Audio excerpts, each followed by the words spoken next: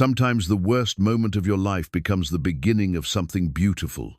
We've all felt the sting of public humiliation, that moment when everyone's eyes are on you and you wish you could disappear. In 1883 Red Bluff, Montana, quiet schoolteacher Clara Finch faced exactly that, when rancher Eli Crowder tore her dress in front of the whole town, claiming her as his bride. Her gambling brother had lost her in a card game, and now this giant of a man believed she belonged to him. But Clara wasn't about to go quietly, and Eli wasn't the brute everyone thought. What started as the town's biggest scandal became something no one expected. Can two people find love when it begins with such shame? Before we jump back in, tell us where you're tuning in from, and if this story touches you, make sure you're subscribed, because tomorrow I've saved something extra special for you. The morning sun cast long shadows across the dusty main street of Red Bluff, Montana, as Clara Finch swept the front steps of the one-room schoolhouse that had been her world for the past 3 years. At 26, she had the kind of quiet beauty that might go unnoticed in a bustling city, but drew respectful nods from the ranch hands and miners who tipped their hats as they passed. Her dark hair was always pinned back in a neat bun, her dresses modest and well-mended, and her voice carried the gentle authority that made even the wildest ranch boys sit still during lessons. Clara's worn teaching slate leaned against the schoolhouse door, its surface clouded from years of chalk, dust, and patient instruction. She treasured that slate. It had belonged to her father, who'd taught school back in Pennsylvania before moving west with dreams of something better. Those dreams had died with him when Clara was 15, leaving her and her younger brother Thomas to make their own way in the world. The schoolhouse sat at the edge of town, close enough to be respectable, but far enough from the saloons and gambling halls that parents felt comfortable sending their children. Clara had fought hard for that location when she'd first arrived in Red Bluff. The town council had wanted to put the school right next to Murphy's saloon, claiming it was the only available space. Clara had stood before those men in their Sunday best and quietly but firmly explained why children needed to learn in a place of peace, not where they could hear the crash of bottles and the curses of drunken men. That was Clara's way, never raising her voice, never making a scene, but possessing a quiet steel that could bend mountains. The townspeople respected her for it, even if they sometimes wondered why such a capable woman remained unmarried. There had been suitors over the years, the bank clerk with soft hands and ambitious plans, the traveling preacher who visited twice a year, even old Henrik the blacksmith after his wife passed. Clara had turned them all away, politely but firmly. She had her students, her small cottage behind the schoolhouse, and her books. It seemed like enough. Her brother Thomas was a different story entirely. Where Clara was steady as bedrock, Thomas was quicksilver charming, handsome, and utterly unreliable. He worked when he felt like it, drifted from job to job, and spent most evenings at Murphy's saloon trying to turn his last dollar into a fortune. Clara had bailed him out more times than she could count, using her modest teacher's salary to cover his debts and his drinking. "He just needs time to find himself," she would tell Mrs. Patterson, the elderly widow who ran the general store and served as the town's unofficial mother hen. But even Clara's patience had limits, and Thomas had been testing them more frequently as his gambling grew worse.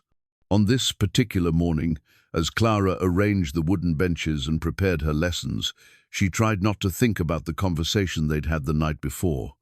Thomas had come home well past midnight, reeking of whiskey and wearing that particular expression that meant he'd lost money he didn't have. Again. "Clara, I need to talk to you," he'd said, swaying slightly in the doorway of their shared cottage. "Not tonight, Thomas. You're drunk, and I have lessons to prepare." "No, this is important. I've got a plan, a real plan this time. There's going to be a big game tomorrow night. High stakes, if I can just get a stake together." "Absolutely not." Clara had set down her pen with more force than necessary. "I've given you my last penny for gambling, Thomas. I mean it." "But Clara, you don't understand. This is different. Murphy's bringing in some cattle baron from the next county over. Rich as sin, and not too bright from what I hear. This could be our chance to finally get ahead, to get out of this place. Clara had looked at her brother's flushed face, at the desperate hope in his eyes, and felt her heart break a little more. Thomas, gambling isn't going to save us. It never has. You need to find honest work and stick with it. Honest work. Thomas had laughed bitterly. Like teaching, look where that's gotten you. Still living in a cottage barely bigger than a closet, still counting every penny, still alone. The words had stung because they held a grain of truth. Clara's life was small and careful, measured in modest pleasures and quiet satisfactions. But it was hers, built through her own efforts, and she wouldn't trade it for the chaos that followed Thomas wherever he went. Now, as she wrote the day's arithmetic problems on the large slate that dominated one wall of the schoolhouse, Clara tried to push away her worries about her brother. She had 23 students ranging in age from 6 to 16, and they deserved her full attention. The Henriksen twins would need extra help with their reading. Little Mary Campbell was struggling with her numbers, and the older boys would require a firm hand to keep them focused on their studies rather than the approaching summer fair. The fair was all anyone could talk about these days. Red Bluff's summer celebration brought together ranchers and townspeople, miners and merchants, for 3 days of competitions, dancing, and general revelry.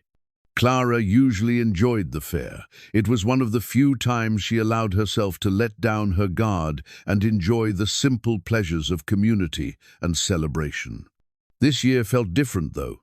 There was an undercurrent of tension in the town, rumors of new money and new conflicts. The cattle industry was changing, with larger ranches buying out smaller ones, and tensions rising between the established families and the newcomers.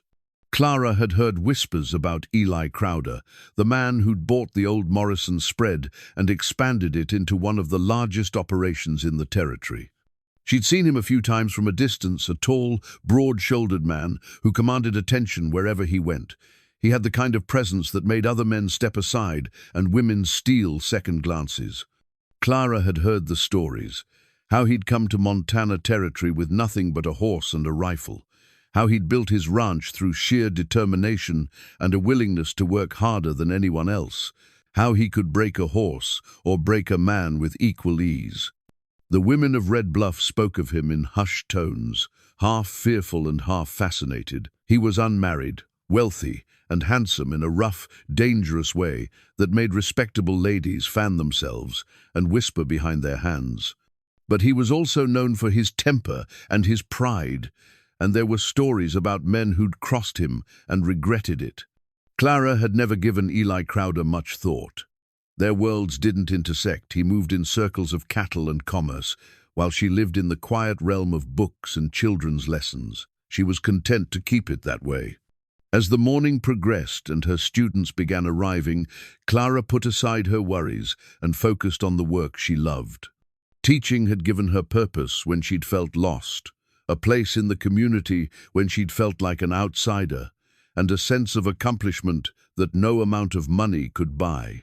Watching a child's face light up when they finally grasped a difficult concept, seeing the shy ones gain confidence through her encouragement, knowing that she was giving these young people the tools they'd need to build better lives, these things made all the struggles worthwhile.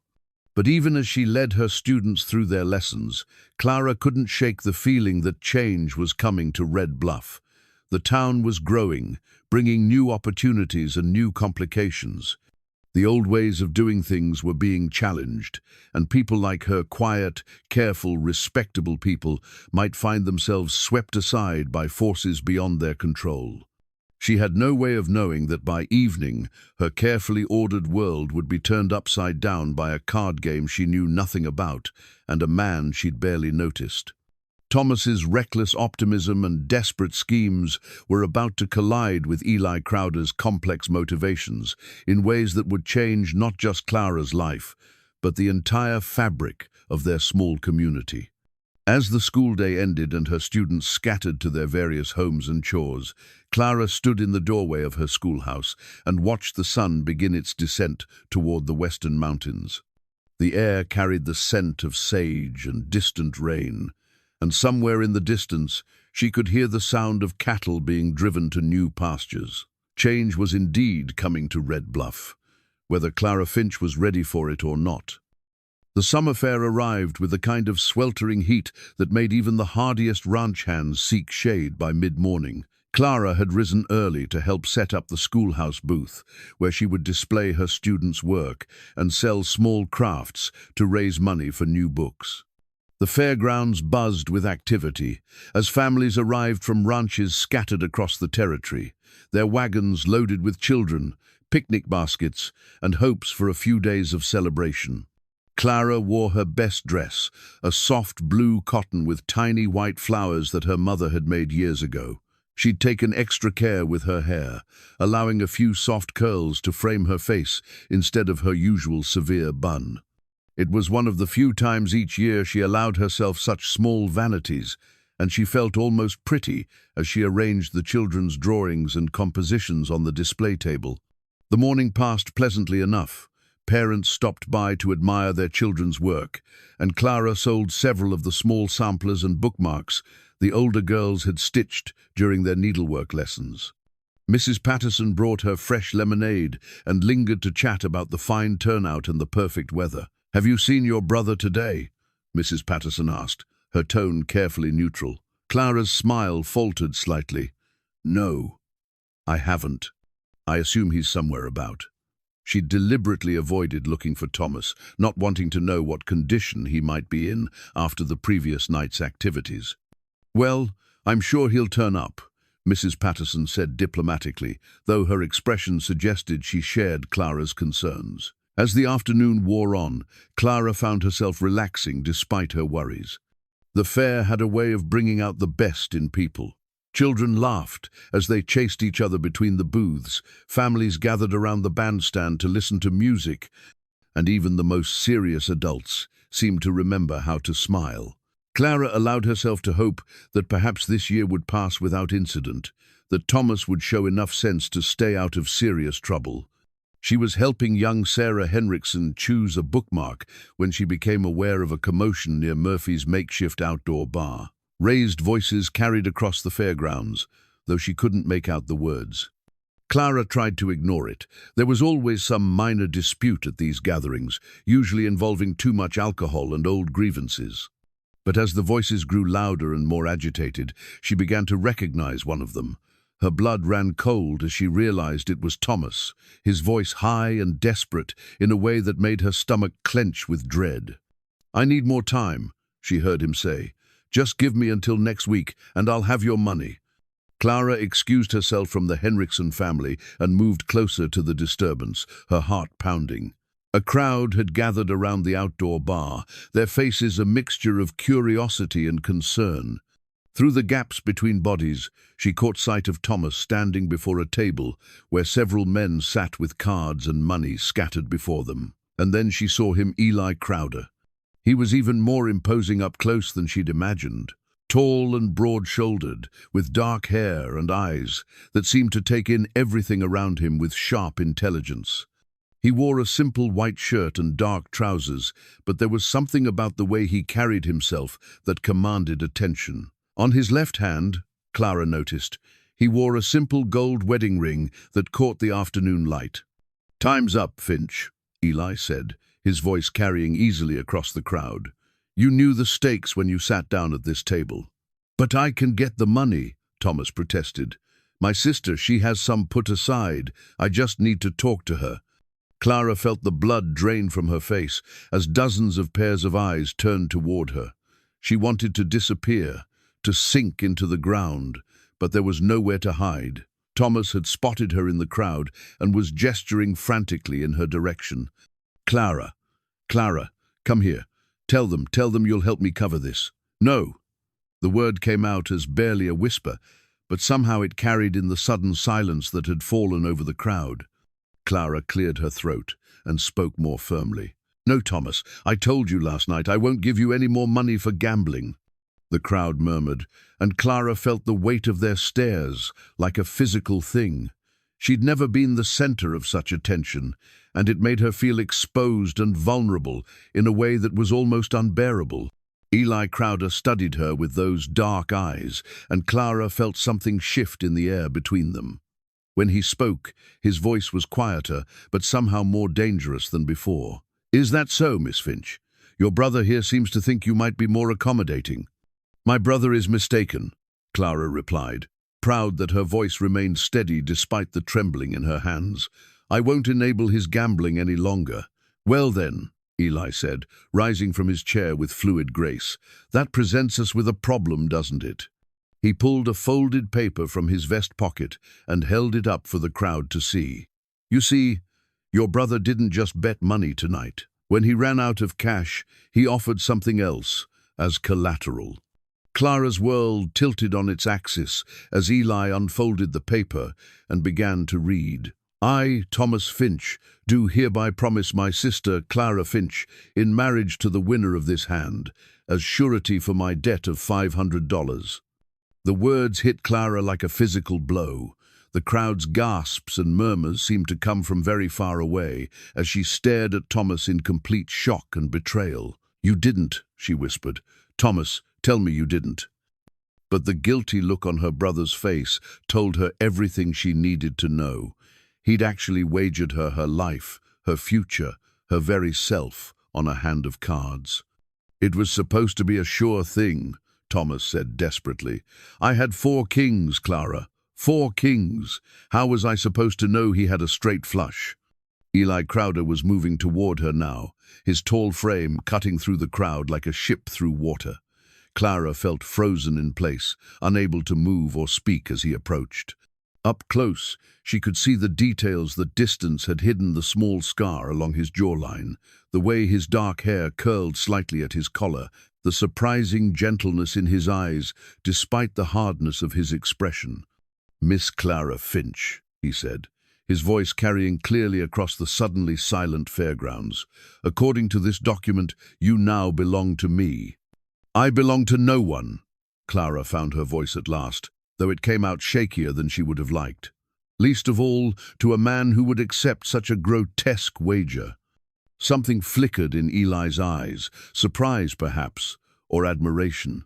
But his expression remained stern as he reached out and grasped the hem of her blue dress. "In the old days," he said, loud enough for the entire crowd to hear, "a man's word was his bond.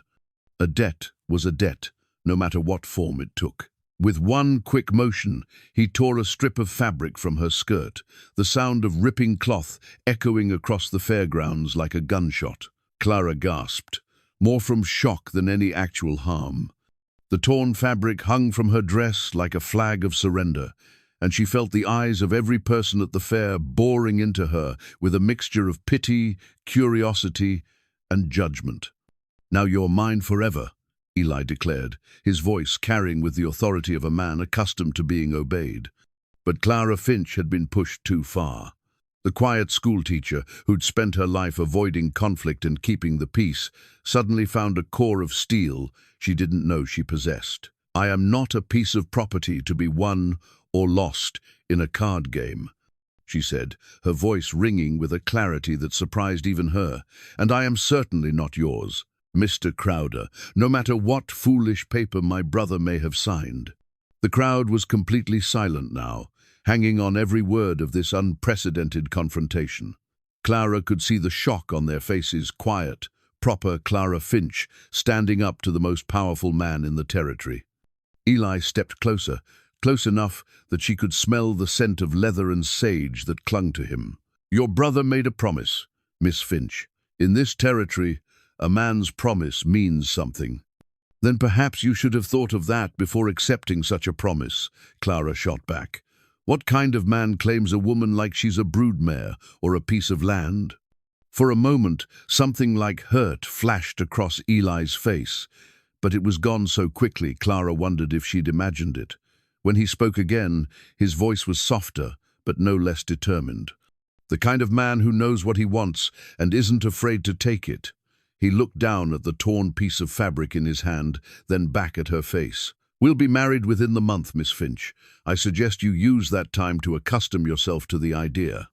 With that, he turned and walked away, leaving Clara standing in the middle of the fairgrounds, with her dress torn and her life in ruins, while the crowd stared and whispered around her like she was some kind of curiosity in a traveling show. The walk back to her cottage felt like the longest journey of Clara's life. Every step was accompanied by whispers that followed her like shadows, and she could feel eyes watching from behind curtains and around corners. The torn fabric of her dress fluttered with each movement, a constant reminder of what had transpired at the fair. Once safely inside her small home, Clara finally allowed herself to collapse into her father's old rocking chair. Her hands shook as she fingered her mother's cameo brooch, the only piece of jewelry she owned, and one of the few reminders of her family's more prosperous days back in Pennsylvania. The brooch had belonged to her grandmother before that, passed down through generations of strong women who had faced their own trials with dignity and grace. "What would you do, Mama?" Clara whispered to the empty room, touching the delicate carving of her mother's profile, preserved in the ivory cameo. Her mother had been a woman of quiet strength, who had followed her husband west, despite her fears, and had raised 2 children in the wilderness with nothing but determination and love. The front door burst open without warning, and Thomas stumbled in, his face flushed with drink and desperation. "Clara, I can explain." "Explain?" Clara stood so quickly the rocking chair crashed against the wall behind her. "Explain how you wagered your own sister like she was a broodmare. Explain how you signed a paper promising me to a stranger. It wasn't supposed to happen this way," Thomas pleaded, running his hands through his disheveled hair. "I had 4 kings, Clara. 4 kings. The odds of him having a straight flush were—" "I don't care about the odds." Clara's voice rose higher than it ever had in her life. "You had no right, Thomas. No right at all." Thomas sank into the other chair, suddenly looking much older than his 24 years. "I know. God help me, I know. But Clara, I owe money to some dangerous people, not just from tonight, but from other games. If I don't pay up soon—" "Then you should have thought of that before you made the bets," Clara said, though her anger was beginning to give way to a familiar weariness. This was Thomas, charming, reckless, irresponsible Thomas, who had been breaking her heart with his poor choices since they were children. A knock at the door interrupted their conversation. Clara's stomach dropped, fearing it might be Eli Crowder come to collect his winnings. But when she opened the door, she found Mrs. Patterson standing on the threshold with a basket covered in gingham cloth. "I thought you might be hungry, dear," the elderly woman said gently. "It's been quite a day." Clara stepped aside to let her in, grateful for the older woman's kindness. Mrs. Patterson had been like a mother to her since they'd arrived in Red Bluff, offering advice and comfort without judgment. "I brought some fresh bread, and that strawberry preserves you like," Mrs. Patterson continued, setting the basket on Clara's small kitchen table. She glanced at Thomas with barely concealed disapproval. "Perhaps you should give your sister some time to think, young man." Thomas had the grace to look ashamed. "Mrs. Patterson, if you could just— what I could do is tan your hide like you were still a boy," Mrs. Patterson said tartly. "But I suspect your sister has more important concerns right now than listening to your excuses." After Thomas slunk out, muttering something about finding a way to fix everything, Mrs. Patterson settled into the rocking chair and fixed Clara with a steady gaze. "Now then, let's talk about what really happened today." Clara found herself pouring out the entire story, from Thomas's gambling debts to Eli's dramatic claim in front of half the town. Mrs. Patterson listened without interruption, occasionally nodding or making small sounds of sympathy. "The question is," Mrs. Patterson said when Clara finished, "what are you going to do about it?" "What can I do?" Thomas signed that paper, and Mr. Crowder seems determined to hold him to it. "Eli Crowder is a complicated man," Mrs. Patterson said thoughtfully. "I knew his parents before they died. Good people, though they worried about that boy. He was always too serious, too willing to carry the weight of the world on his shoulders." Clara looked up with interest. She'd heard so little about Eli's background, only the stories of his success and reputation for toughness. His father died when Eli was barely 16, Mrs. Patterson continued, thrown from a horse during a storm. His mother followed 2 years later, some say from a broken heart, others say from the lung fever that took so many that winter. Eli had to grow up fast, and I think it made him hard in some ways. Hard enough to claim a woman like she's livestock, Clara said bitterly. Mrs. Patterson studied her carefully. Are you so sure that's what this is about? Before Clara could ask what she meant, another knock came at the door. This time it was Eli Crowder himself, hat in hand, looking somehow smaller and less intimidating in the doorway of her modest cottage. Miss Finch, he said formally. Mrs. Patterson. He nodded respectfully to the older woman. I hope I'm not intruding. That depends on why you're here, Clara replied, proud that her voice remained steady. I wanted to speak with you about our situation, privately, if possible. Mrs. Patterson rose to leave, but Clara caught her arm. Whatever you have to say to me, you can say in front of Mrs. Patterson. Eli stepped inside and closed the door behind him. Up close, in the intimate space of her home, he seemed even more imposing. Clara noticed again the wedding ring on his finger and wondered about its story. I realized today's events were somewhat dramatic, Eli began. But I want you to know that I don't take this arrangement lightly. Arrangement? Clara's temper flared again. Is that what you call it when a woman is wagered like a prize heifer? Your brother made a promise. My brother is a fool and a drunkard who had no authority to make any such promise, Clara interrupted. I am not his property to give away. No, Eli agreed quietly. You're not, but the fact remains that he signed that paper, and in this territory, debts must be paid.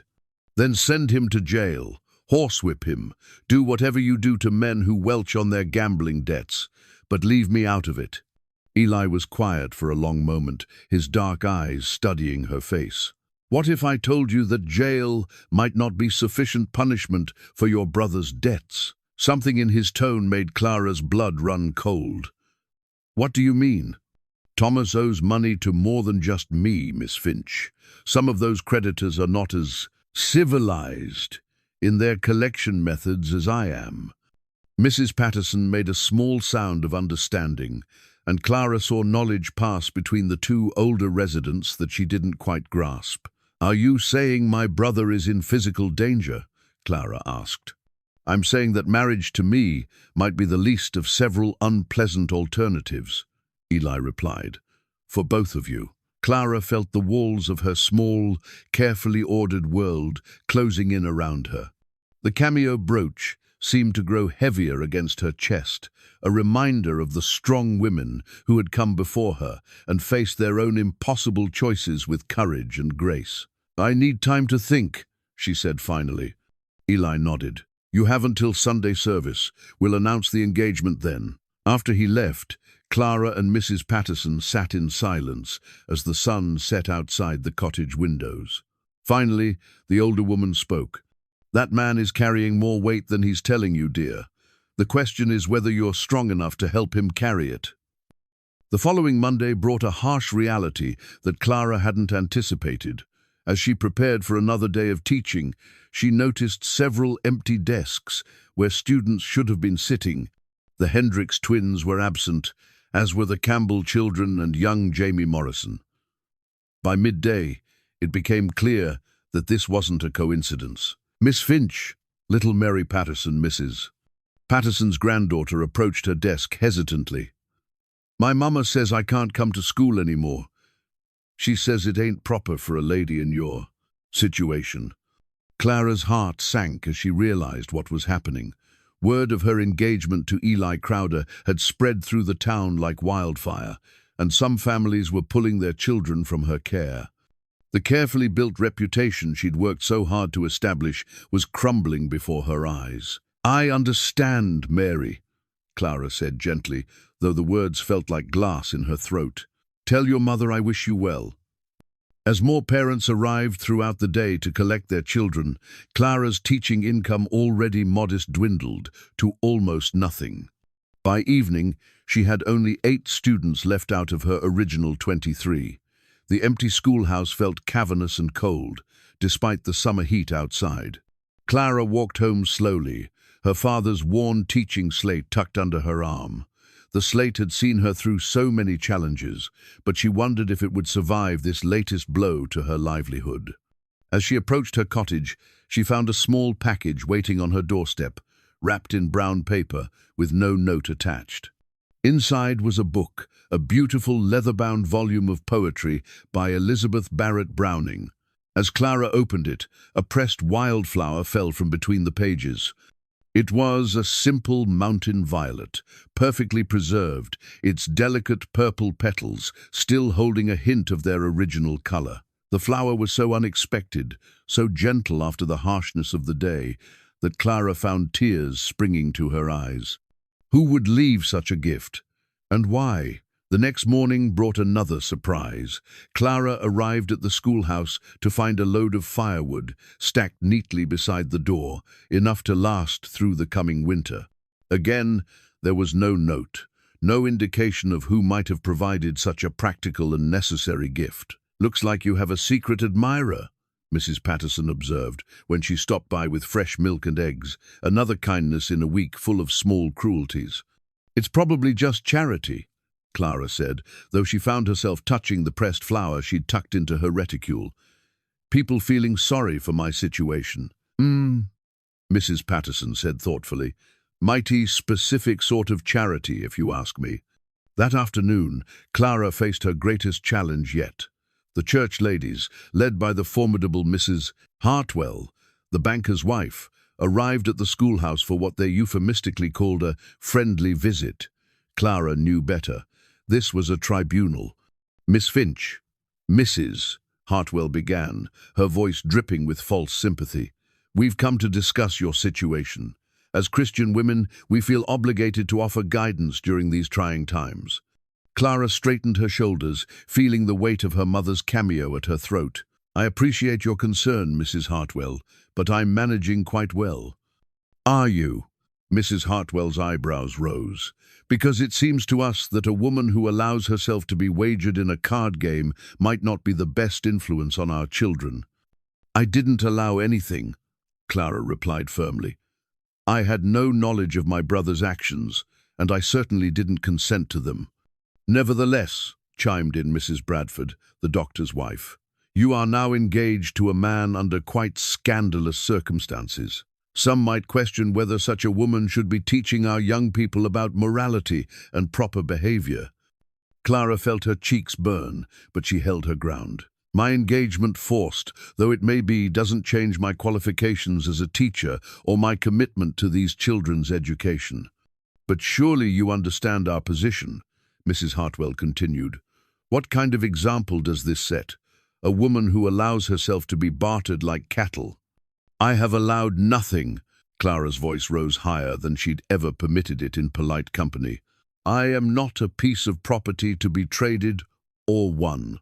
I am a human being with thoughts and feelings and rights, regardless of what any man, whether my brother or Mr. Crowder, might think he can do with me."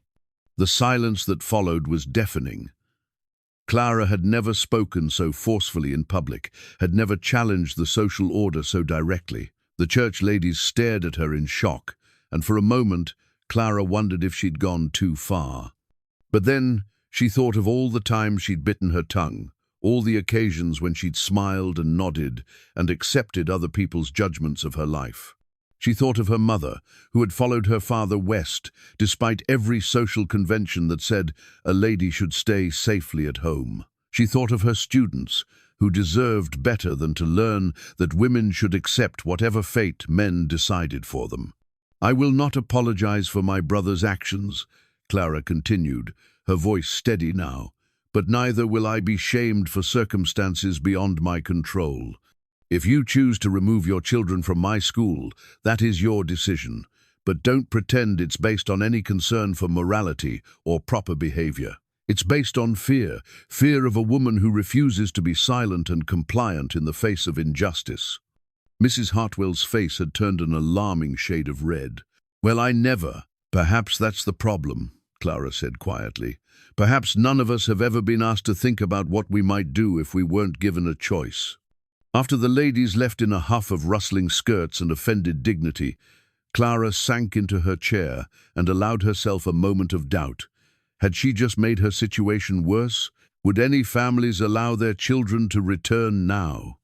As if summoned by her thoughts, she heard the sound of boots on the schoolhouse steps. Clara's heart began to race, fearing another confrontation, but when the door opened, it was Eli Crowder who stepped inside. He looked around the mostly empty schoolhouse, taking in the vacant desks and the echoing silence.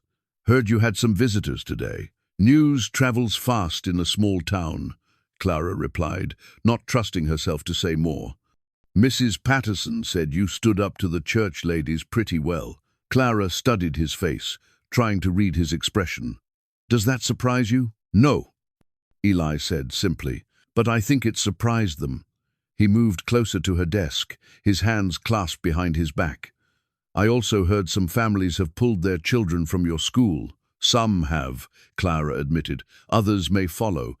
Eli was quiet for a moment, and when he spoke again, his voice was gentler than she'd ever heard it. "I never intended for you to suffer because of this arrangement. If there's anything I can do..." "You could release me from this engagement," Clara said, though she knew, even as she spoke, that it wasn't that simple, not with Thomas's other debts and the dangerous men he owed money to. "I'm afraid that's not possible," Eli said. "But perhaps we could find a way to make this easier for you. Would you consider having dinner with me tomorrow evening at my ranch so we could discuss things?" Clara looked at him, really looked at him for the first time since this whole ordeal began. She saw something in his dark eyes that she hadn't noticed before, not arrogance or cruelty, but a kind of loneliness that matched her own. "All right," she heard herself say, "tomorrow evening." After he left, Clara sat alone in her empty schoolhouse and wondered what she was getting herself into. But for the first time since the fair, she felt something besides anger and fear. She felt curious. Clara had never been to the Crowder ranch, though she'd heard descriptions of its sprawling buildings and well-tended pastures. As Eli's wagon rolled up the long drive the following evening, she was struck by the quiet beauty of the place. The ranch house was larger than she'd expected, but not ostentatious, a solid two-story structure built from local timber and stone that seemed to grow naturally from the landscape around it. What surprised her most were the small touches that spoke of someone who cared about more than just cattle and profit. Window boxes overflowed with wildflowers, a wooden swing hung from the massive oak tree in the front yard, and she could see a vegetable garden thriving behind the house. This wasn't the austere bachelor's quarters she'd imagined. "It's beautiful," Clara said honestly, as Eli helped her down from the wagon. "My mother planted those flower boxes," Eli said, following her gaze. "I've tried to keep them up the way she would have wanted." There was something vulnerable in his voice that made Clara glance at him with new interest. The interior of the house was as surprising as the exterior. The furniture was well made but comfortable. Books lined the shelves in the main room, and everything was scrupulously clean and orderly. Clara noticed a small wooden horse sitting on the mantelpiece, clearly hand-carved, with loving attention to detail. "Did you make that?" she asked, drawn to the toy's simple beauty. Eli colored slightly. "Jake's little boy was sick last winter, fever that wouldn't break. I thought it might cheer him up." Clara picked up the horse, running her fingers over the smooth wood. The carving showed real skill and, more importantly, real tenderness. This was the work of someone who understood that small gestures could mean everything to a frightened child. "It's lovely," she said. "Did it help?" "Boy pulled through," Eli said gruffly. "Don't know if the horse had anything to do with it." But Clara could see in his eyes that it had mattered to him, that bringing comfort to a sick child had been worth the time and effort he'd put into the carving. Dinner was a surprisingly pleasant affair. Eli had clearly gone to considerable trouble. The table was set with china that must have belonged to his mother, and the meal itself was simple but well prepared. Clara found herself relaxing, despite her initial reservations. "You cook?" she asked, surprised by the quality of the beef stew and fresh bread. "Man learns to take care of himself out here," Eli replied, "though I won't claim to be anything special in the kitchen." As they ate, Clara found herself studying Eli's hands.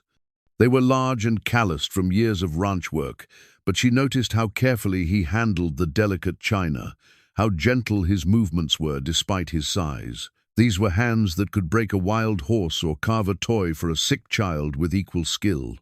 "I should apologize for the scene at the fair," Eli said suddenly. "It wasn't my intention to humiliate you in front of the whole town." Clara set down her fork and looked at him directly. "Then why did you do it?" Eli was quiet for a long moment, and Clara could see him wrestling with how much to reveal. "Your brother owes money to some dangerous men, Miss Finch. Men who don't accept 'I need more time' as an answer." "What kind of men?" "The kind who would think nothing of burning down a schoolhouse with the teacher inside if it sent a message to other debtors." Clara's blood ran cold. "You're saying Thomas's gambling has put me in physical danger?" "I'm saying that marrying me puts you under my protection, and there aren't many men in this territory willing to cross me over a woman under my protection." The implication was clear, and Clara felt a chill that had nothing to do with the evening air. "So, this arrangement, it's not really about Thomas's debt to you at all, is it?" Eli's silence was answer enough. Clara sat back in her chair, trying to process this new information.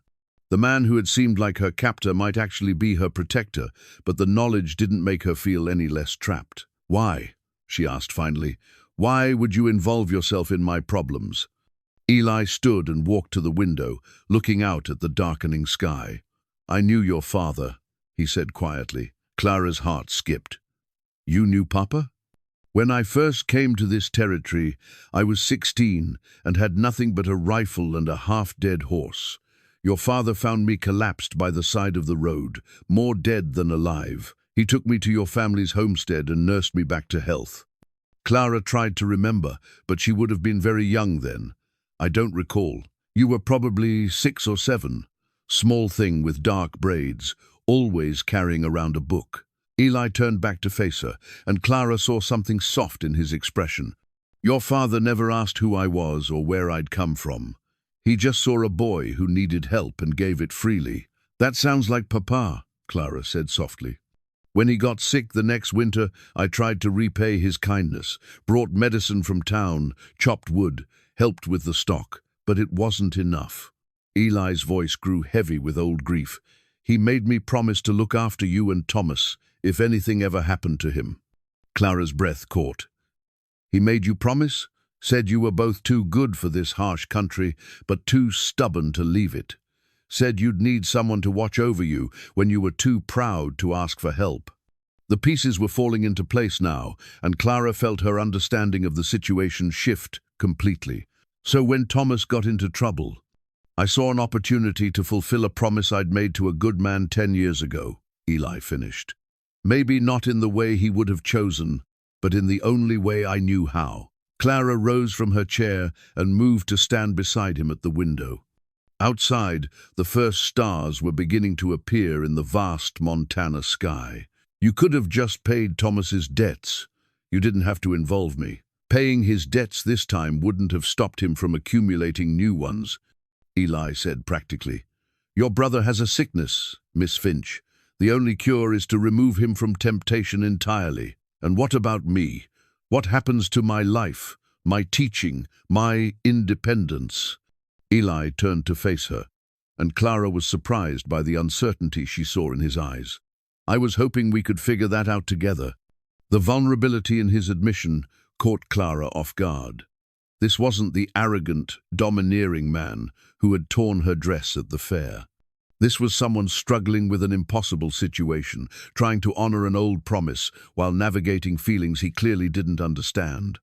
As they stood there in the lamplight, Clara became aware of how close they were standing, how the evening had stripped away the antagonism between them and revealed something more complex underneath.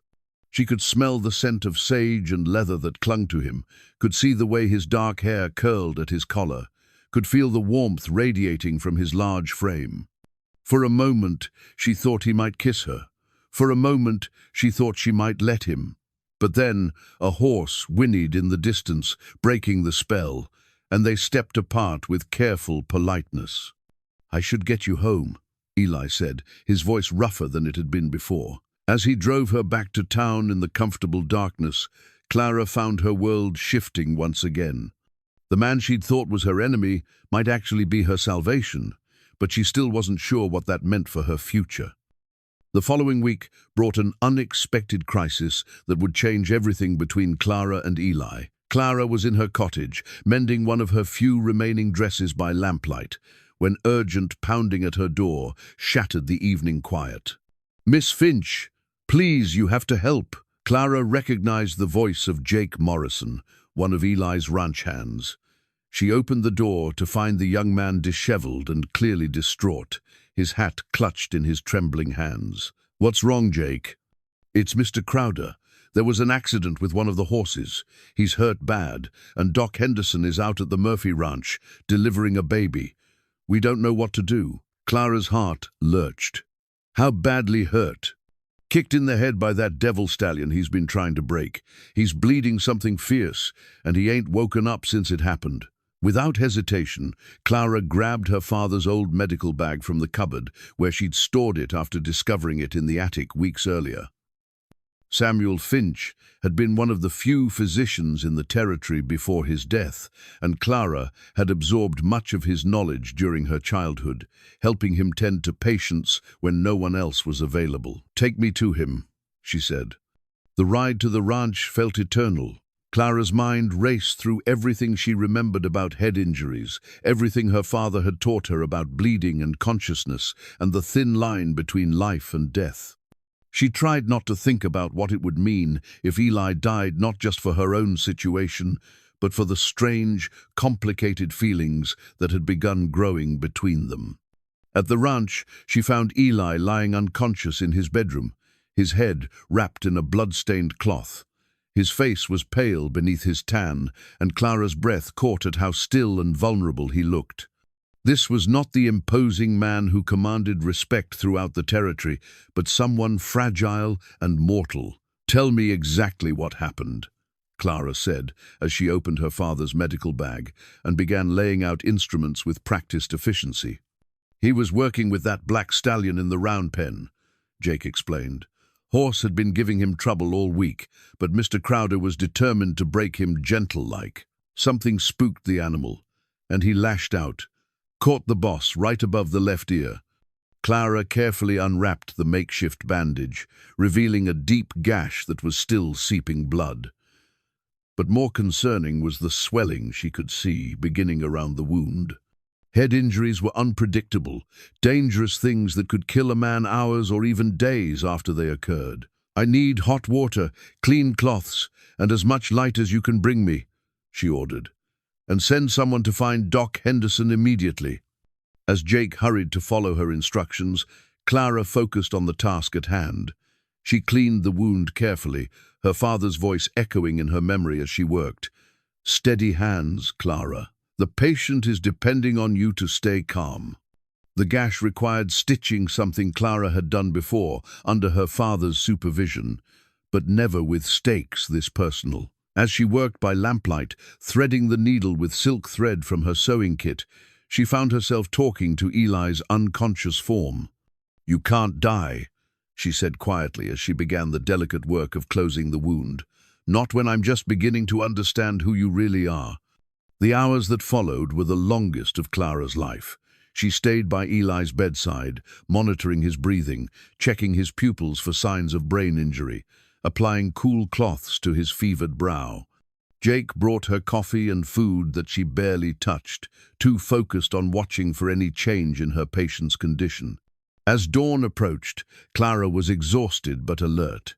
She'd been reading aloud from one of Eli's books, a volume of Robert Burns' poetry she'd found on his nightstand, when she noticed his eyelids flutter. "Eli?" she said softly, leaning closer. "Can you hear me?" His eyes opened slowly, unfocused at first, then gradually finding her face. "Clara?" His voice was hoarse, confused. "What happened?" Relief flooded through her so completely that she had to grip the edge of the bed to steady herself. "You were kicked by a horse. You've been unconscious for almost 12 hours. Eli tried to sit up and immediately winced, raising a hand to his bandaged head. "Easy," Clara said, gently pressing him back against the pillows. "You need to rest. Head injuries are nothing to trifle with." "You stayed," Eli said, and there was wonder in his voice. "All night? Someone had to make sure you didn't die," Clara replied, trying to keep her tone light, despite the emotions churning inside her. "You're apparently too stubborn to do anything the easy way, including getting medical attention." A slow smile spread across Eli's face, despite his obvious pain. "Is that your professional medical opinion, Dr. Finch?" "It is indeed," Clara said, and found herself smiling back. "Now stop talking and rest. Doctor's orders." As the morning progressed and Doc Henderson finally arrived to confirm that Clara had done everything correctly, word spread through the community about how the schoolteacher had saved Eli Crowder's life. The story grew in the telling, as stories do, but the core truth remained. Clara Finch had shown courage, skill, and compassion when it mattered most. The effect on the town's perception of her was immediate and profound. Families who had pulled their children from her school began bringing them back, shamefaced and apologetic. Mrs. Hartwell even appeared at the schoolhouse with a basket of baked goods and a grudging admission that perhaps she had been hasty in her judgment. But it was the change in how people looked at her and Eli together that surprised Clara most. Instead of scandal and disapproval, she began to see something else in their eyes: approval, even admiration. The story of how she'd risked everything to save the life of the man she was to marry had transformed their forced engagement into something that looked like devotion. 3 days after the accident, when Eli was finally well enough to sit up and take solid food, Clara brought him lunch and found him reading the same volume of Burns' poetry she'd used to keep him company during his unconsciousness. "My love is like a red, red rose," he quoted softly. "That's newly sprung in June." Clara felt heat rise in her cheeks. "I was just reading aloud, to keep you, to help you." "I heard you," Eli said quietly. "Even when I couldn't respond, I heard your voice. It kept me anchored."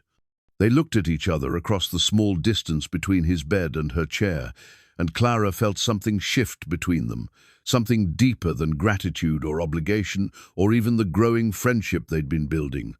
"Clara," Eli said, his voice serious, "when I thought I might die, the thing that frightened me most wasn't death itself. It was the thought that I'd never have the chance to tell you how I really feel about you."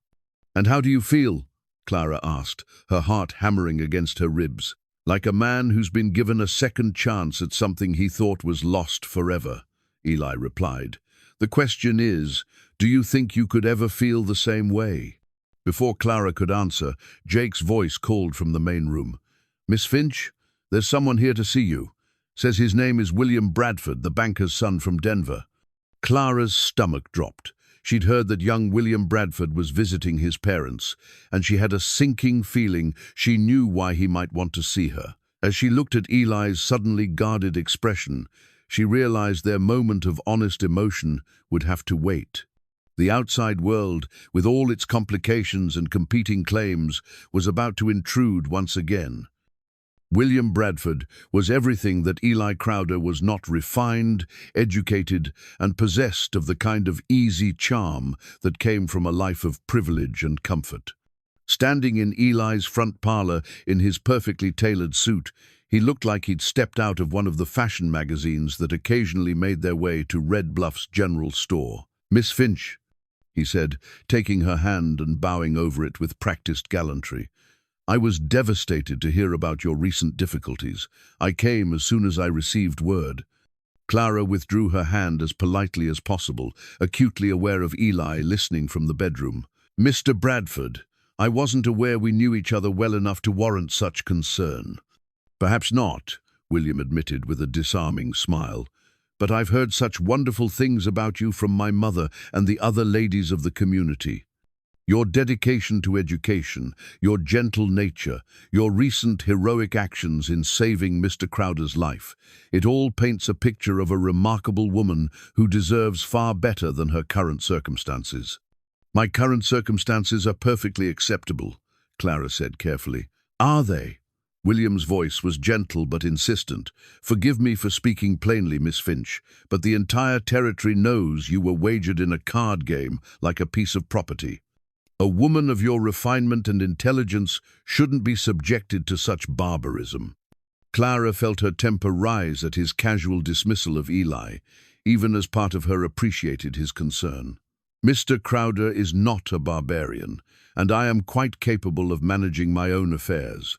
"Of course you are," William said soothingly, "but that doesn't mean you should have to. I've come to offer you an alternative marriage to me and a new life in Denver where you can teach in a proper school with resources you've never dreamed of." The proposal hung in the air between them like a challenge. Clara was acutely aware that this was exactly the kind of offer she might have dreamed about just weeks ago: escape from her current situation, financial security, respectability, and the chance to continue her beloved work in better circumstances. "I'm flattered by your offer," Clara began, but William interrupted. "Don't answer immediately. I know this is sudden, and you need time to consider. But Clara, may I call you Clara? You must see that this engagement to Crowder is a tragedy waiting to happen. He's a rough man, barely educated, more comfortable with cattle than with civilized company. You deserve poetry and culture and stimulating conversation, not the isolation of a cattle ranch." Before Clara could respond, they were interrupted by the sound of Jake's boots on the front porch. The ranch hand burst through the door without ceremony, his face flushed with excitement and urgency. "Miss Finch, you need to see this. We found something in the bunkhouse, among Thomas's things." Jake held out a folded paper that Clara recognized with growing dread as her brother's handwriting. As she unfolded it, her heart sank at the familiar loops and slashes of Thomas's careless penmanship. "What is it?" William asked, moving closer to read over her shoulder. Clara read aloud, her voice growing steadier as the implications became clear. "Dear Clara, if you're reading this, it means I've finally found the courage to leave Red Bluff and start over somewhere else. I know you must hate me for what I did at the fair, but I need you to understand the truth. The card game wasn't what it seemed. Yes, I owed money to dangerous men, that part was true. But Eli Crowder knew exactly what he was doing when he sat down at that table. He'd been asking questions about you for weeks, about your situation, about whether you were being courted by anyone. The marriage agreement I signed wasn't something I came up with in desperation. Eli suggested it. He said it was the only way to protect you from the men I owed money to, and the only way to ensure your future security. He knew I would lose hell. He made sure I would lose by bringing in a marked deck. I know this makes me sound like even more of a fool, but I agreed because I could see that you were attracted to him, even if you wouldn't admit it to yourself, and because I knew that man would take better care of you than I ever could. The scene at the fair was all theater, Clara. Eli needed the whole town to see him claim you publicly so that everyone would know you were under his protection. The torn dress, the dramatic declaration, all of it was designed to make his claim on you unquestionable. I'm not proud of my part in deceiving you, but I'm not sorry either. You deserve a man who will fight for you, even if he has to fight dirty to win. Eli Crowder is that man. By the time you read this, I'll be on my way to California. Don't try to find me. I need to figure out how to be the man you always believed I could be, and I can't do that in your shadow. Tell Eli I kept my part of the bargain. Now it's his turn to keep his. Your brother, Thomas." The silence that followed was deafening. Clara felt the paper slip from her numb fingers as the full magnitude of the deception hit her. Everything, the card game, her public humiliation, The engagement itself had been an elaborate charade designed to manipulate her into accepting a marriage she would never have chosen freely. "That scheming bastard," William said, his refined composure cracking. "He planned the whole thing, used your brother's weakness to trap you." From the bedroom came the sound of movement, and a moment later Eli appeared in the doorway, still pale from his injury, but moving with determined purpose. His eyes went immediately to the letter on the floor, then to Clara's stricken face. "Clara," he began. "Don't." The word came out sharper than Clara intended. "Don't you dare try to explain this away. You manipulated me." Clara's voice rose with each word. "You and Thomas conspired to deceive me, to take away my choice, to make me believe I had no options when this whole situation was orchestrated from the beginning." "It wasn't like that," Eli said desperately.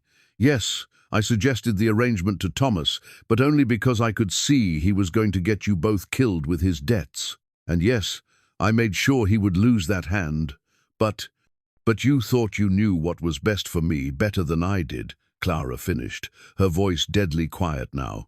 "You thought you could manipulate me into accepting a marriage I would never have chosen freely." "I thought I was protecting you," Eli said. "By lying to me, by humiliating me in front of the entire town, by making me believe I was nothing more than collateral in my brother's gambling debt." William stepped forward, placing a protective hand on Clara's shoulder. "You don't have to endure any more of this, Clara. My offer stands. We can leave for Denver tomorrow if you wish." Clara shrugged off William's touch, her mind reeling as she tried to process everything she'd learned. The man she'd been growing to love had been deceiving her from the very beginning. Every moment of tenderness, every gesture of kindness, every word of affection had been built on a foundation of lies. "I need to think," she said finally. "I need time to decide what I want to do." "Of course," William said gently, "but please don't take too long. The train to Denver leaves twice a week, and I'd like to see you safely away from this place as soon as possible." After William left, Clara and Eli faced each other across the suddenly vast distance of his front room. The intimacy they'd been building, the trust that had been growing between them, lay in ruins. "Clara, please let me explain," Eli said quietly. "Let me tell you why I really did it." "I already know why," Clara replied, her voice empty of emotion. "You made a promise to my father, and you thought this was the best way to fulfill it. But you never considered that keeping your promise might destroy the very person you were trying to protect. That's not. I'm leaving, Eli. I don't know if I'm going to Denver with William Bradford or somewhere else entirely, but I'm leaving Red Bluff. I won't be manipulated anymore. Not by you, not by Thomas, not by anyone." She walked toward the door, then paused without turning around. "You know what the worst part is?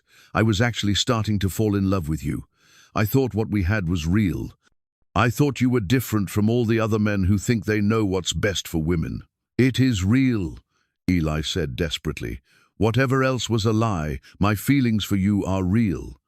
Clara turned to look at him one last time, and Eli saw his own heartbreak reflected in her eyes. "How would I ever know the difference?" As the door closed behind her, Eli sank into a chair and put his head in his hands. He'd wanted to protect Clara, to honor his promise to her father, to build something beautiful with the woman he'd come to love. Instead, he'd destroyed any chance of happiness for both of them, and he had no idea how to fix what he'd broken. The eastbound train was scheduled to arrive at Red Bluff Station at 10 o'clock on Tuesday morning. Clara had purchased her ticket the day before, watching the station master's eyebrows rise as he noted her destination, Denver, with no return date specified. Word traveled fast in a small town, and by evening, half of Red Bluff knew that their schoolteacher was planning to leave on the morning train. Clara spent her last night in the cottage, packing her few belongings into the same worn valise she'd carried west 3 years earlier. Her father's medical bag sat on the kitchen table, and she found herself unable to decide whether to take it with her. It represented so much her family's legacy, her own hidden capabilities, the night she'd saved Eli's life and felt something she'd thought was love bloom between them. In the end, she left it where it was.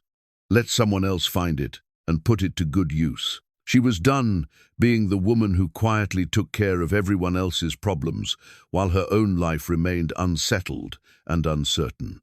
A soft knock at her door interrupted her brooding. Clara opened it to find Mrs. Patterson standing on her threshold, holding a basket covered with a checkered cloth. "I brought you some food for your journey," the older woman said gently, "and I was hoping we might talk." Clara stepped aside to let her in, grateful for the company despite her melancholy mood. The cottage felt too quiet, too full of memories and might-have-beens. "So you're really leaving us?" Mrs. Patterson said, settling into the rocking chair that had been Clara's mother's. "I am, and going to Denver with that Bradford boy." Clara paused in her packing. "I haven't decided about Mr. Bradford yet. I may simply go to Denver and find my own way." Mrs. Patterson nodded thoughtfully. "He's a fine young man, from what I hear. Good family, good prospects, the kind of husband any sensible woman would be grateful to have." "Yes," Clara agreed. "He's everything a woman could want in a husband." "Everything except what you actually want." Clara's hands stilled on the dress she was folding. "What do you mean, child? I've lived long enough to recognize the difference between a sensible choice and a choice of the heart. That Bradford boy may be everything you should want, but Eli Crowder is what you do want, lies and all." "How can you say that?" Clara turned to face the older woman, her eyes bright with unshed tears. "He deceived me, manipulated me, took away my choices. How can I trust anything about him after that?" "Because I knew his parents," Mrs. Patterson said simply, "and I know the man they raised. Eli Crowder has many faults: pride, stubbornness, a tendency to think he knows what's best for everyone. But dishonesty for selfish gain isn't one of them. Then why did he go to such elaborate lengths to win you?" Mrs. Patterson's eyes twinkled with something that might have been amusement. "Maybe because he knew that a quiet schoolteacher who'd spent 3 years turning down every eligible bachelor in the territory wouldn't be easy to court in the conventional way." Clara sank into the other chair, suddenly exhausted. "It doesn't matter what his motivations were. What matters is that he lied to me." "Did he, though?" Mrs. Patterson asked mildly. "Or did he simply fail to tell you the whole truth until circumstances forced his hand?" "That's the same thing. Is it? When you were nursing him through that head injury, did you tell him that you were falling in love with him?" Clara's cheeks burned. "That's different." "How?" "Because I was protecting my own heart, not manipulating his actions." Mrs. Patterson was quiet for a moment, her fingers working at the embroidered edge of her shawl. "You know, my late husband proposed to me 3 times before I finally said yes. The first 2 times, I turned him down because I thought he was too rough, too uneducated, too different from the kind of man I thought I should marry." "What changed your mind?" "The 3rd time, he didn't ask me to marry him at all. He simply showed up at my father's door during the worst blizzard in 20 years to make sure I had enough firewood to last the winter.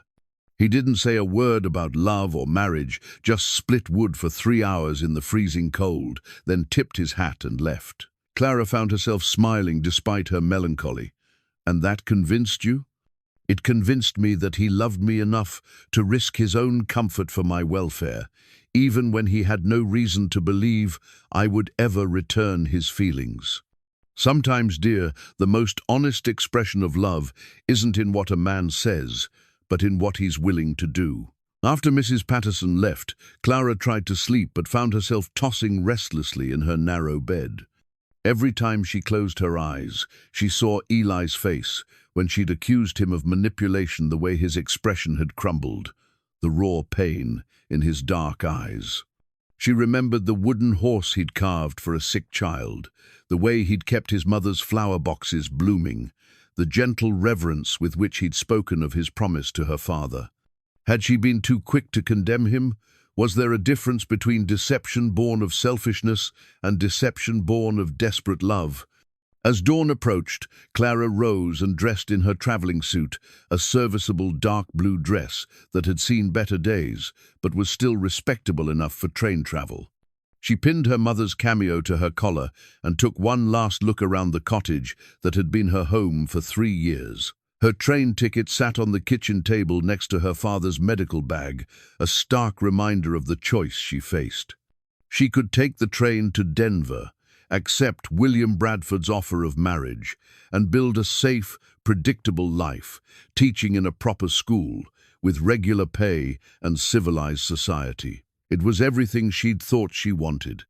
But as she picked up her valise and headed for the door, Clara found herself thinking not of Denver's advantages, but of the way Eli had looked when he'd asked if she could ever feel the same way about him that he felt about her.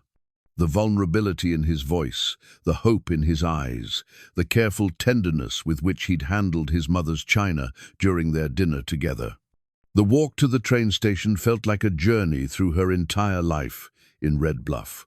She passed the schoolhouse, where she'd spent so many fulfilling hours teaching children to read and write and think for themselves. She passed Murphy's saloon, where her brother's weakness had set this whole chain of events in motion. She passed the church, where the ladies had tried to shame her into conformity, and where she'd found her own voice by refusing to be silenced. At the station, she found William Bradford waiting with his own luggage, looking every inch the gentleman in his perfectly pressed traveling clothes. He smiled when he saw her, taking her valise with practiced courtesy. "I'm so glad you decided to come," he said warmly. "I promise you won't regret this decision, Clara. Denver will offer you opportunities you never dreamed of." "I haven't actually decided anything yet," Clara replied, though she allowed him to help her onto the platform. "Of course not," William said, though his tone suggested he assumed her presence meant acceptance of his proposal. "There will be plenty of time to discuss details during the journey." As they waited for the train, Clara found herself scanning the small crowd that had gathered at the station. Some were fellow travelers, others were townspeople saying goodbye to friends and family. She told herself she wasn't looking for anyone in particular, but her heart sank a little when she didn't see Eli's tall frame among the faces. Mrs. Patterson appeared at her elbow with surprising stealth. "He wanted to come," she said quietly, "but Jake convinced him that chasing after you would only make things worse." "I didn't ask." "No, but you've been looking for him since you arrived." Mrs. Patterson pressed something into Clara's hand, a small wrapped package. "He asked me to give you this, said whether you stayed or left was your choice, but he wanted you to have it either way." Clara unwrapped the package with trembling fingers. Inside was a delicate silver locket, old but beautifully crafted, with tiny wildflowers engraved around the edges. When she opened it, she found 2 photographs, one of her parents from their wedding day, which she recognized from her mother's album, and one of herself that must have been taken at the summer fair before everything went wrong. "It was his mother's locket," Mrs. Patterson explained. "He had the photographs made special in the territorial capital. Took him 3 trips to get them just right." Clara stared at the locket, her throat tight with emotion. This wasn't the gift of a man trying to manipulate her. This was the gift of someone who had noticed what mattered to her, who had taken considerable time and effort to create something that honored her family and her own life. The train whistle sounded in the distance, announcing the approach of the eastbound locomotive that would carry her away from Red Bluff forever. Clara looked at the locket in her palm, then at William Bradford's expectant face, then at the small crowd of townspeople who had become her community over the past 3 years. "All aboard for Denver," the conductor called as the train huffed to a stop at the platform. William offered her his arm. "Shall we, Clara?" Clara looked down at the train ticket in her hand, then at the locket, then at the distant mountains that framed the valley she'd called home. In that moment, she realized that running away to Denver wouldn't solve anything. It would only mean starting over somewhere else without resolving the questions that really mattered. Did she love Eli Crowder despite his deception? Could she forgive a man who had lied to her, even if he'd done it for reasons he believed were honorable? And most importantly, was she brave enough to fight for what she wanted, instead of simply accepting what seemed safe? The conductor called again. "All aboard! Last call for Denver!" Clara took a deep breath and made her choice. Clara looked at the train ticket in her hand, then at the silver locket, then back at William Bradford's expectant face. In that moment of perfect clarity, she realized that running away would solve nothing. She would carry her questions and her heartbreak to Denver, and they would poison whatever new life she tried to build there. "I can't go," she said quietly. William's face fell. "What do you mean, Clara? This is your chance for a better life." "No," Clara interrupted, her voice growing stronger. "This is my chance to run away from the life I've been building here, but I'm not a woman who runs away." She pressed the train ticket into William's surprised hands. "I'm sorry, William. You're a good man, and you deserve someone who can love you wholeheartedly. But my heart belongs here, in Red Bluff." With that manipulative rancher, William's refined composure cracked completely. "Clara, you're making a terrible mistake. He lied to you, deceived you." "Yes, he did," Clara agreed. "And now I need to decide whether I can forgive him for it." The train whistle sounded again, more insistent this time.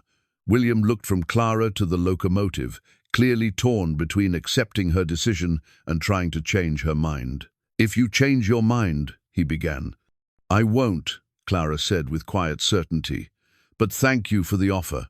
It meant more than you know." William boarded the train with obvious reluctance, and Clara stepped back as the locomotive pulled away from the station with a great huffing of steam and smoke. She watched until the last car disappeared around the bend, carrying with it the safe, predictable future she'd almost chosen. "Well, Mrs. Patterson said with satisfaction, appearing at Clara's side once again, "that was quite a decision." "A foolish one, probably," Clara replied, but she felt lighter somehow, as if a weight she hadn't realized she was carrying had been lifted from her shoulders. "The best decisions usually feel foolish at first," Mrs. Patterson observed. "Now, what are you planning to do about Eli?" Clara looked down at the locket in her palm, its silver surface warm from her touch. "I don't know. I know I love him, despite everything. But I also know I can't just pretend the deception didn't happen. If we're going to have any chance together, things need to change between us. Then perhaps you should tell him so." Clara turned to find that word of her decision had already begun to spread through the small crowd at the station. She could see people whispering, pointing, and she realized that once again, her personal life was about to become the subject of public speculation. But this time, instead of feeling ashamed or angry, she felt oddly liberated. "Mrs. Patterson," she said suddenly, "would you help me with something?" 20 minutes later, Clara stood in the center of Red Bluff's main street, wearing a new dress that the town's seamstress had been working on for another customer, but had hastily altered to fit Clara's smaller frame. The dress was a soft yellow cotton with tiny white flowers, cheerful and fresh, nothing like the somber colors Clara usually favored. The town's women had gathered around her, pinning and tucking and adjusting until the dress fit perfectly.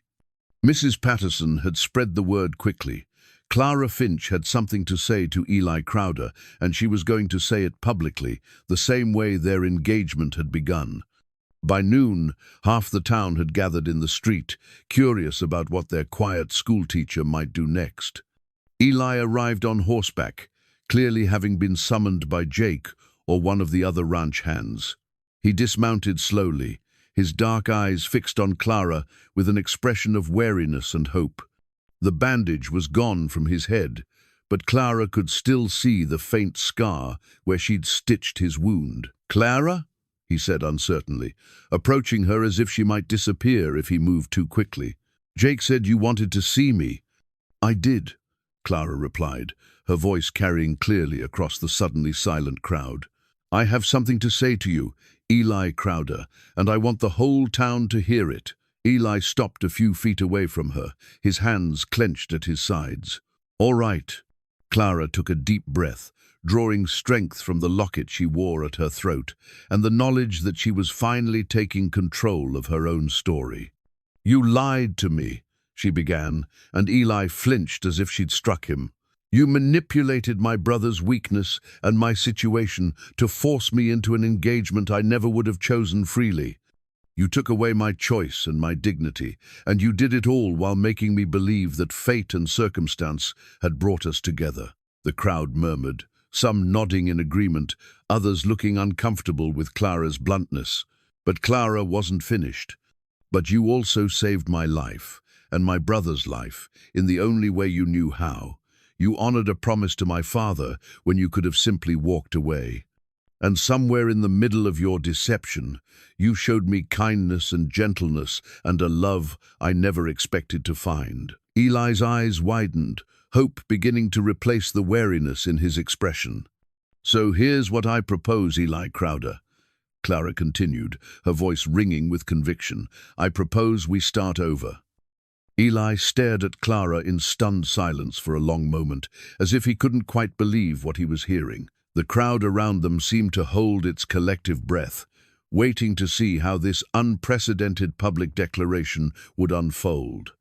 "Start over," Eli repeated, his voice hoarse with emotion. "Yes," Clara said firmly. "No more deception, no more manipulation, no more decisions made for me without my knowledge or consent. If you want to court me, Eli Crowder, then court me honestly.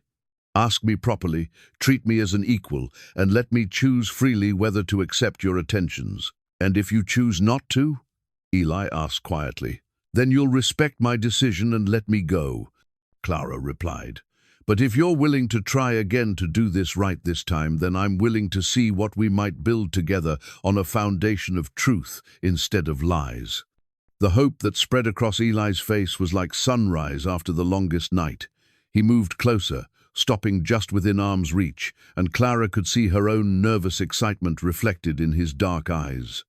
"Clara Finch," he said, his voice carrying clearly across the gathered crowd, "would you allow me the honor of courting you? Properly this time, with honesty and respect, for as long as it takes to convince you that my feelings are genuine?" Clara felt her heart swell at the simple sincerity of his words. This was what she'd needed, not grand gestures or dramatic declarations, but the basic courtesy of being asked instead of told what her future would hold. "Yes, Eli," she said, and her smile was radiant. "I would be honored to be courted by you." The crowd erupted in cheers and applause, and Clara suddenly found herself surrounded by well-wishers and congratulations. "Mrs. Patterson was crying openly. Jake was slapping Eli on the back so hard he nearly knocked him over, and even some of the church ladies who had been so disapproving just weeks before were nodding their approval. "But I have conditions," Clara announced, her voice rising above the celebration. The crowd quieted, curious about what their surprising schoolteacher might demand. "First," Clara said, looking directly at Eli, "I keep teaching. I won't give up my work or my independence for marriage." "Agreed," Eli said without hesitation. "This town needs its teacher, and you're too good at what you do to waste that talent. Second, we take this slowly.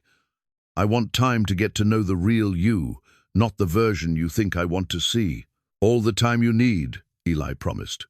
"And third," Clara's voice softened, "no more secrets between us.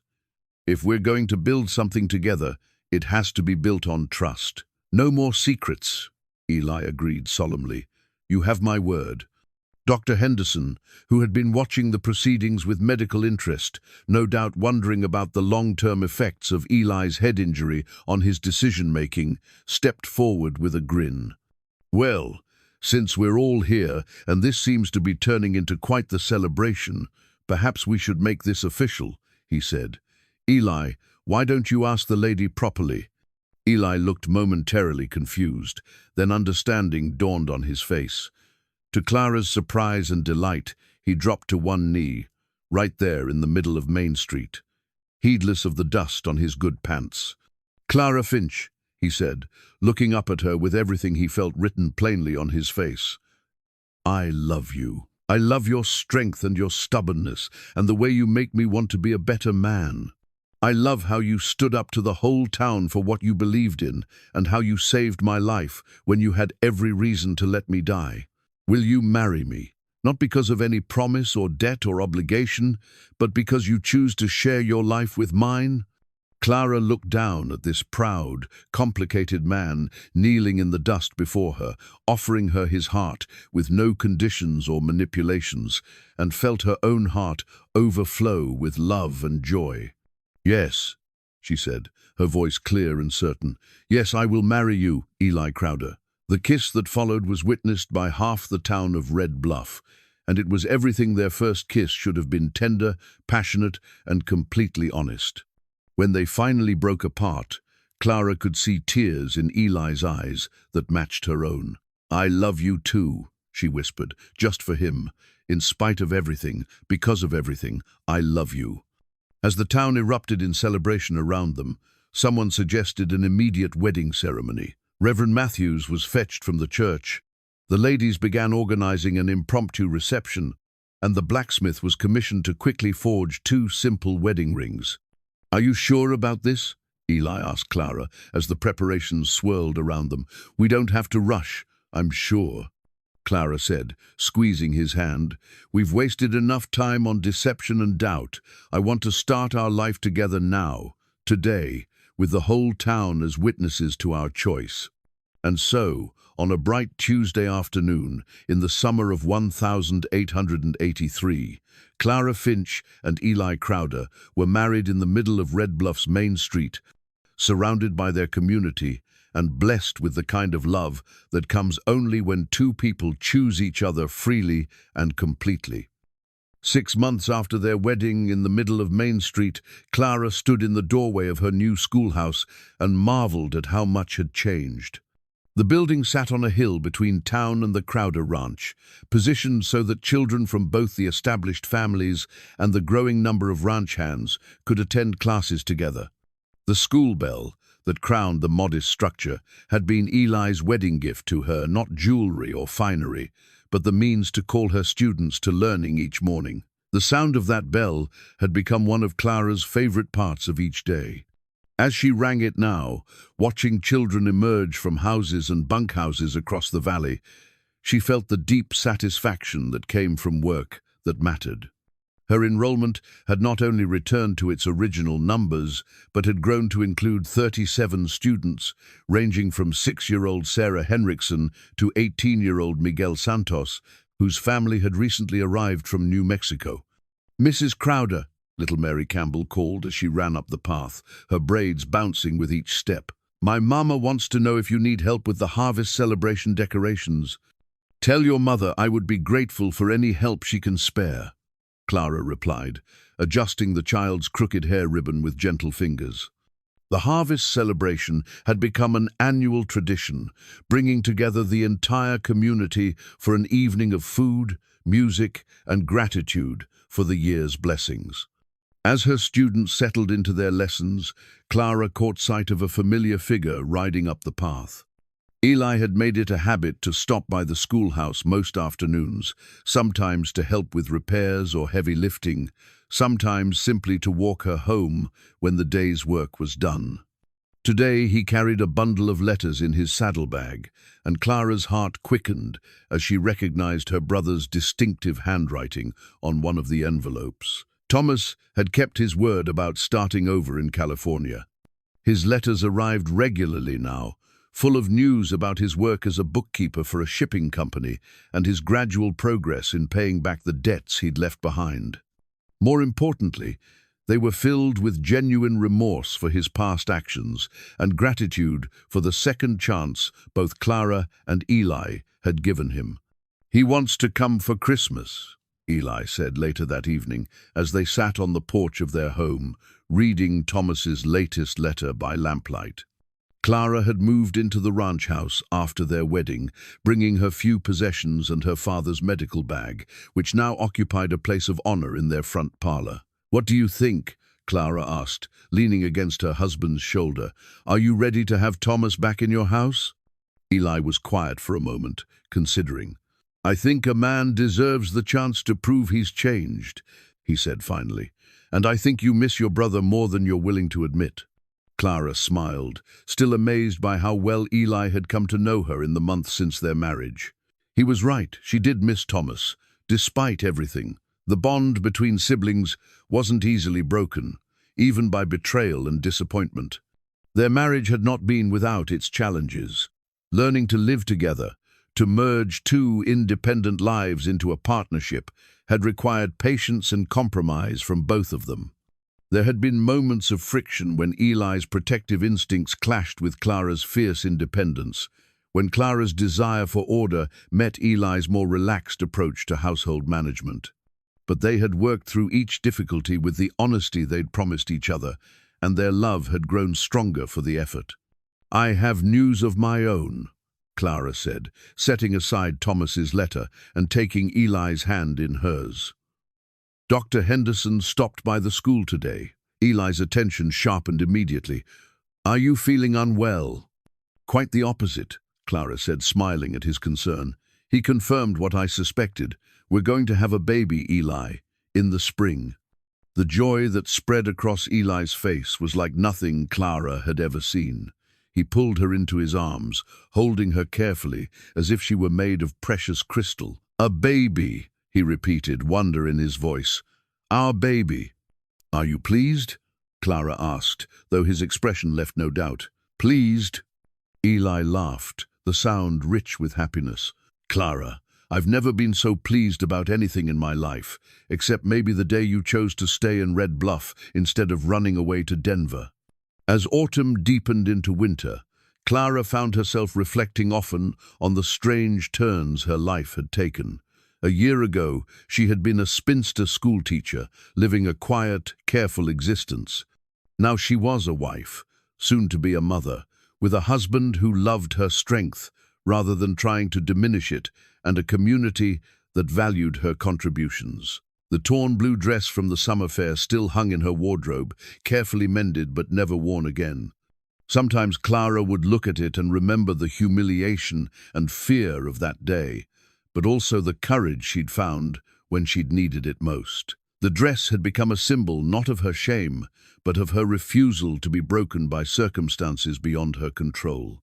On Christmas Eve, as she and Eli prepared for Thomas's arrival on the afternoon train, Clara stood before her mirror and pinned her mother's cameo to her collar.